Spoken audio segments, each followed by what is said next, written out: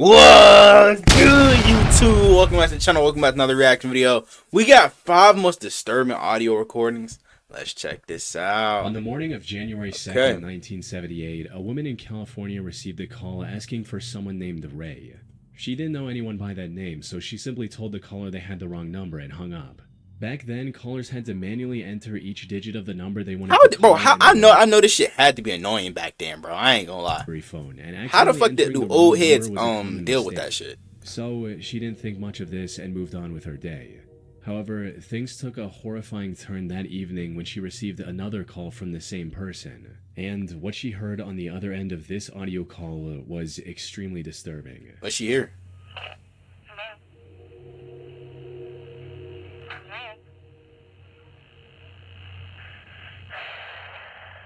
What the fuck? Yo, that's weird as fuck. I'm not gonna lie. Whoa!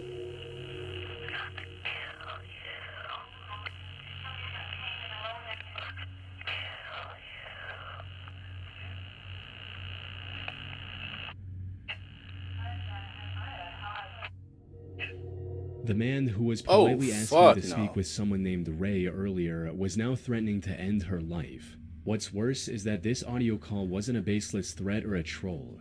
The person calling was later found out to be the Golden State Killer, one of the most infamous serial killers in U.S. history. He terrorized California for over a decade, from 1974 to 1986. Y'all still ain't catch this nigga? Counties, including Sacramento, Ventura, he ain't Jeffrey Dahmer, nigga. Orange County. What made him more terrifying than most other serial killers was just how precise and thorough he was. Instead of committing the crime whenever he got the chance, he would often plan months in advance.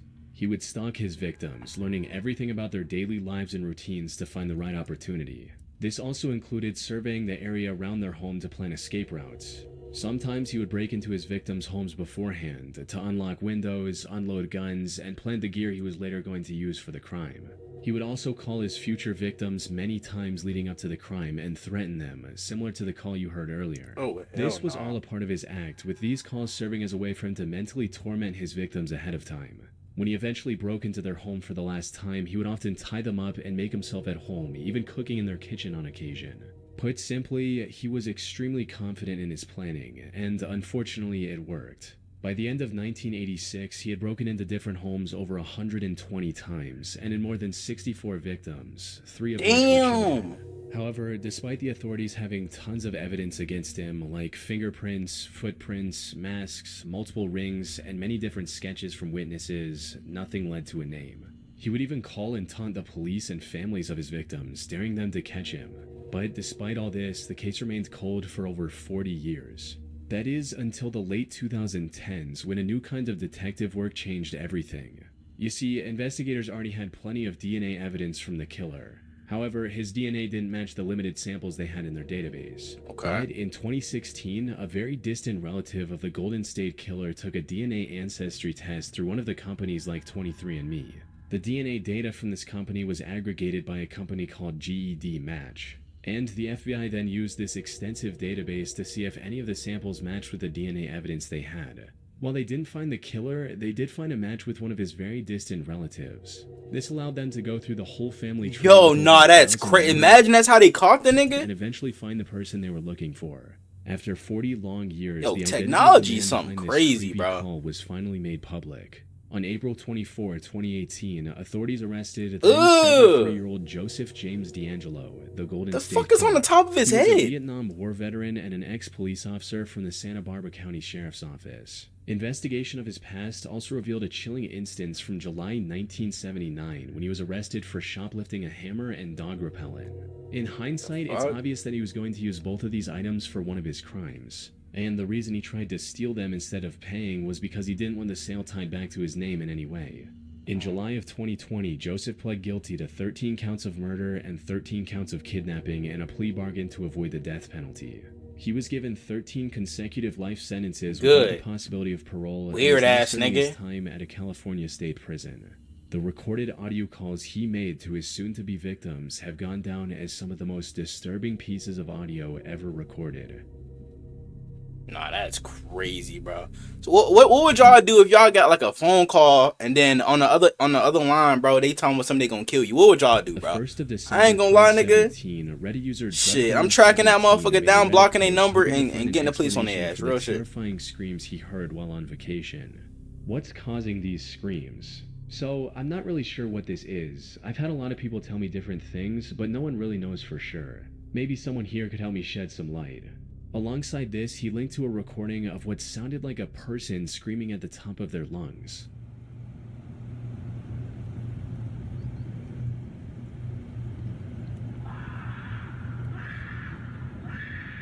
Oh, what the fuck?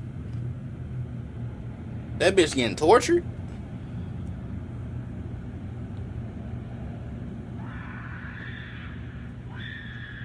Yo. The OP then went into detail describing the circumstances surrounding these disturbing noises, reading, "Earlier in the year, I went on a long road trip across the states, mainly visiting the national parks and a few cities along the way.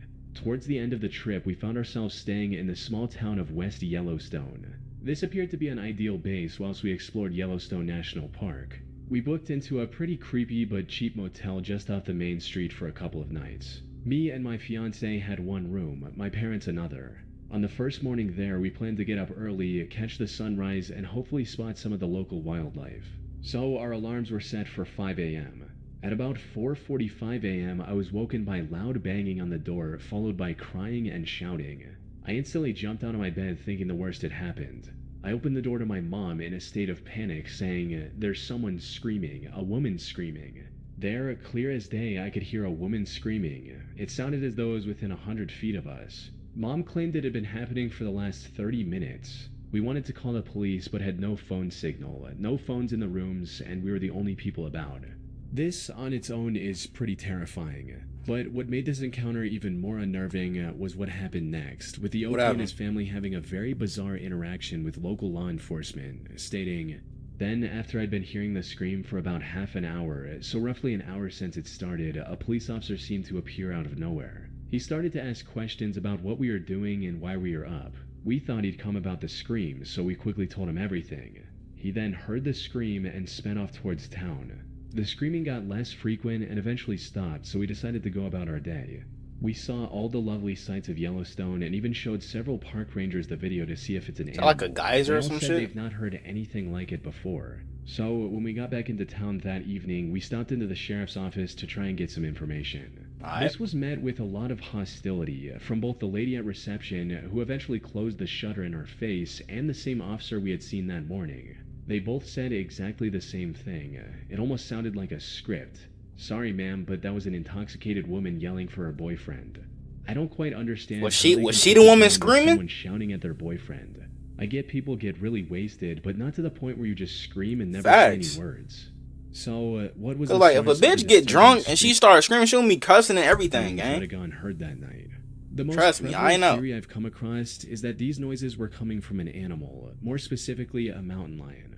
This makes a mountain lion is not screaming like that, bro. Come on, gang. Come on, gang. More importantly, their screams are it's something they hiding, bro. To what the OP heard during his stay in that area. That sounded nothing like what I heard from that girl, bro.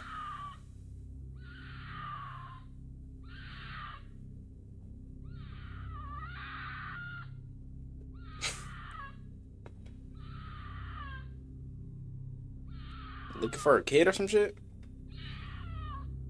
Got it. That said, it's still possible that the police officers were telling the truth, and that these screams were coming from an intoxicated woman. The pitch of the second scream in the OP's recording in particular is a lot more human-like than something coming from an animal. Thank you.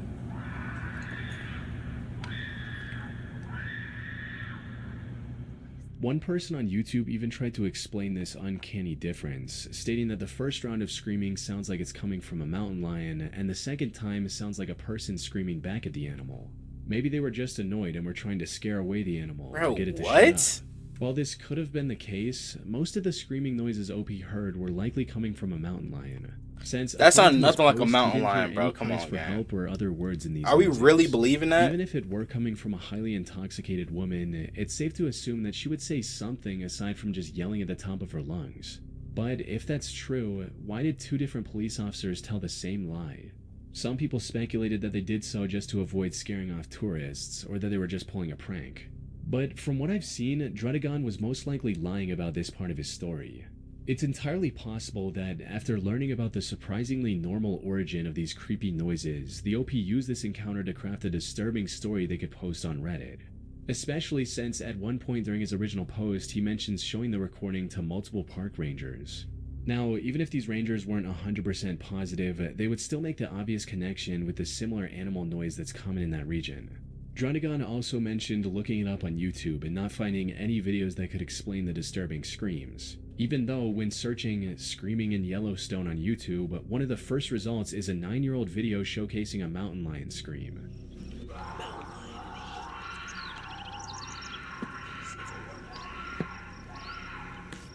That sounded different from that other one, bro. Since the original post, and Drudagon hasn't posted any updates since.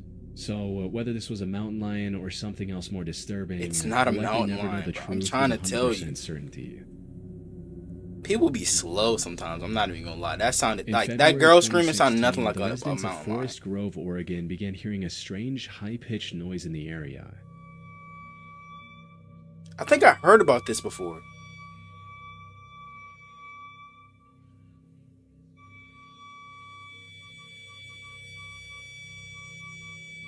Damn.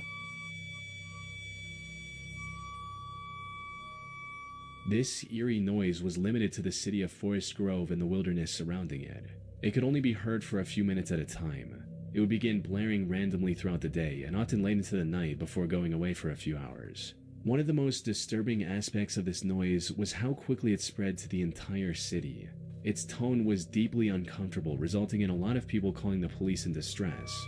It's happened twice tonight. It's happened about 5 times during the last 7 days, and the neighbor beside me, we can't even hear each other in the backyard. Neither one of us can figure out what's happening. Throughout that February, emergency services received over 200 calls from concerned citizens, some even reporting physical symptoms from hearing the noise. But one question was on everyone's mind: where was this screeching noise coming from? One of the first theories that came up was that the noise was coming from a gas leak, something that could possibly be that loud.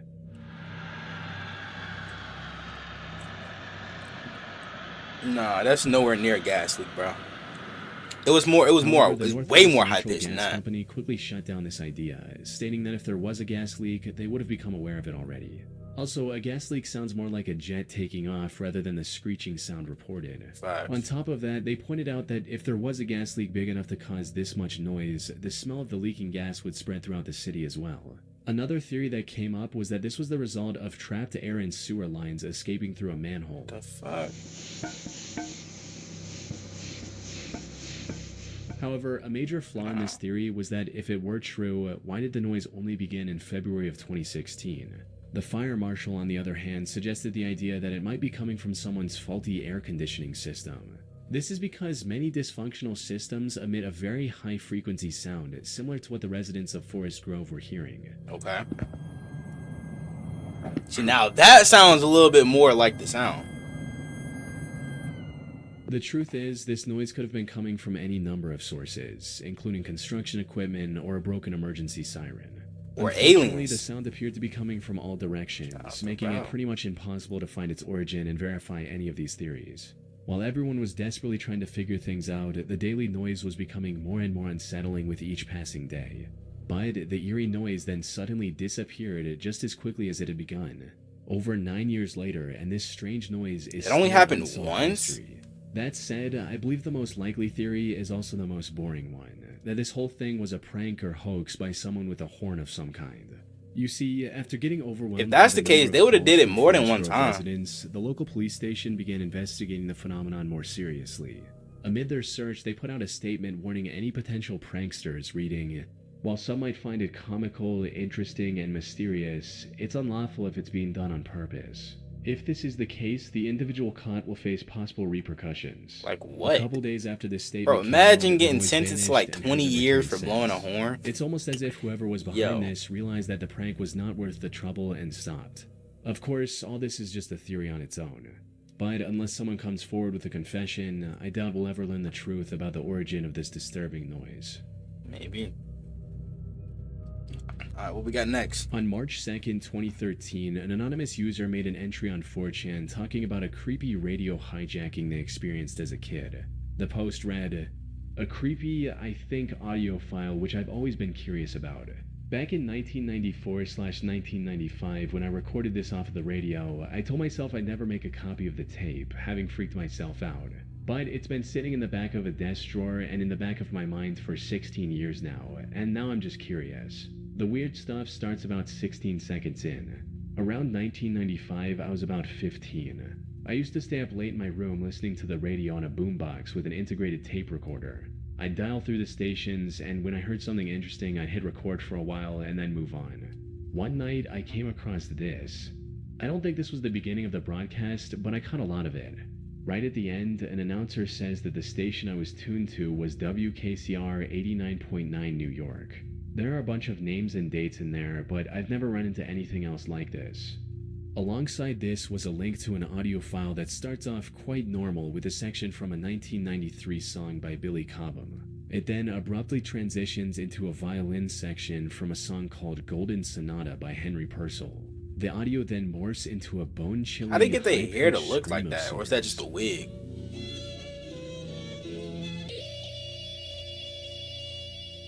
This I was about to alone get is jiggy in this extremely shit, bro. creepy, Like, but the hey, I ain't gonna lie, the scream start of of that sounded good. Where can I find the original version of that? I ain't gonna lie, I fuck with that. I'm gonna give it a buck. sorts. Not that part. This alone is extremely creepy, but the audio doesn't stop there. Soon after this high-pitched scream, it morphs into the sound of a woman taking deep breaths.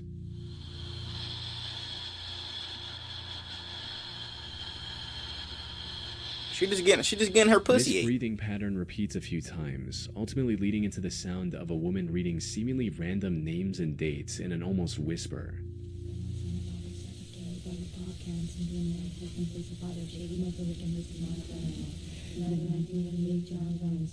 This voice keeps repeating the same 9 names and dates over and over again. A little investigation shows that the names and dates are taken from their obituaries. The 2 most notable names among these belong to Frank Oppenheimer, the brother of the creator of the atomic bomb, J. Robert Oppenheimer, and Barry fuck? Joseph Valentino Jr., one of the victims of the Pan Am Flight 103 bombing in 1988. However, from what I've seen, there's no correlation between any of the names besides the fact that they're all dead. After repeating these names for a few minutes, the broadcast goes back to normal with a seemingly routine call sign announcement. You're tuned to WKCR-FM New York, 89.9 on your dial. Colombian music is running a little late. It will be starting in a few minutes. Now, when the anonymous user originally posted this on 4chan, it received mixed reactions. Some people were deeply creeped out by it, while others were skeptical and believed the OP made this whole thing up. So, what's the truth? Well, there's evidence supporting both sides of the argument. The thing is, after receiving a few requests, the OP posted the full audio clip on YouTube with a channel named Ravenmouth. Searching it on Google shows that the OP has a Reddit account by the same name. With this, we can see that a couple of weeks after his 4chan post, Ravenmouth posted the same radio hijacking story on the No Sleep subreddit, which is mainly about believable but not always true disturbing stories. Near the end of this post, Ravenmouth also added a new section that wasn't present in his 4chan post, reading, "Unfortunately, and for this I sincerely apologize, it never ever stops. I told you this was just something I'd found, and I swear to you that that's true. It really did happen that way. It's more than that though. I don't really know how long it takes. A few weeks or months from now when you're alone and suddenly you hear the keening, quavering sound rise up like it's crawling out of your spine and into your skull, you'll understand. When that night comes, if you listen closely to what comes after the horrible sound, you'll realize that the woman will be reading your name, new names. You'll play it for your friends, your family, add their names. I hope, desperately, that if I can make the list long enough, add enough names, then they'll take mine off and leave me alone. Huh? I'm sorry." This is plenty of evidence to show that this story is fictional and Ravenmouth made it all up. However, he remains adamant that while he did embellish the story a bit for the Reddit post, he still did record the audio from the radio when he was a teenager. So, could the WKCR station have actually been hijacked by someone? It's entirely possible. Radio hijackings are not a new phenomenon and were certainly a thing back when this would have happened. But WKCR is owned by a college and ran almost entirely by college students. When asked about Big it, mistake the there, WKCR bro. team stated, "As far as we know, this did take place on WKCR airwaves. In terms of the claim that it was a hijacking, that is very unlikely. WKCR is a weird place with weird programmers, probably just some late-night new music programmer having fun on the mic." Put simply, Ravenmouth was likely telling the truth, but what he thought was a creepy hijacking was just the artsy experiment of a college student. Although this, of course, cannot be 100% confirmed. Wow, bro. On March got 1st, one last story? 1999, the U.S. National Oceanic and Atmospheric Administration recorded an ominous sound coming from the ocean. This is what it sounds like at 16 times speed.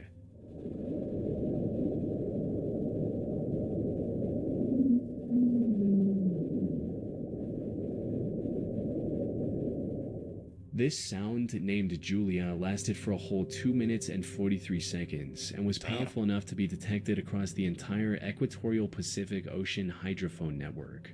Hydrophones, for those who don't know, are basically underwater microphones. They were originally installed to detect submarines during the Cold War and were later converted to be used for general Underwater ocean research. microphones, bro. So This what do we network hear? became Like popular in animals 1997 talking and when shit. it captured multiple strange sounds coming from within the ocean, including Like, the now even iconic weirder than that. whoop.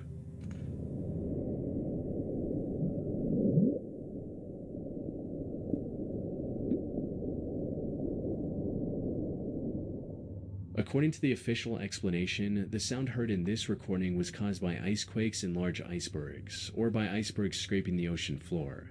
Julia was recorded nearly 2 years after this one. However, unlike Bloop, it doesn't have an explanation. Due to the high loudness of Julia, scientists weren't able to pinpoint its exact location.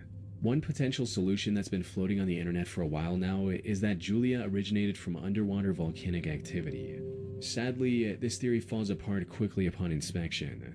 This is mainly look cool because as there was shit. also recorded audio coming from an underwater volcano called Upsweep, and it sounds nothing like Julia.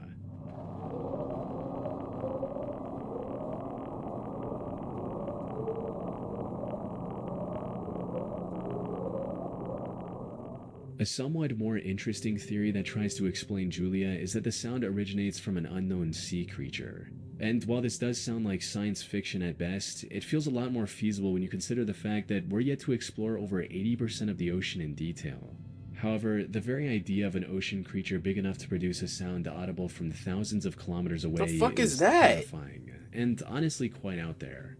The sound dubbed Julia is one of many underwater sounds recorded that have yet to be identified. Hey, man. Yeah, that was crazy. I ain't gonna lie. I wanna know what you guys think though down in the comments below. Y'all let me know what other scary videos y'all want me to react to. Without further ado. Oh yeah, also join the Discord, bro. Join the Discord. Send me some reaction in there. You know what I'm saying? And I'm trying to do something new as well. So make sure y'all send me some clips or like funny clips or whatever for me to react to for a video and stuff like that. You know what I'm saying? Without further ado, I'm out. Damn.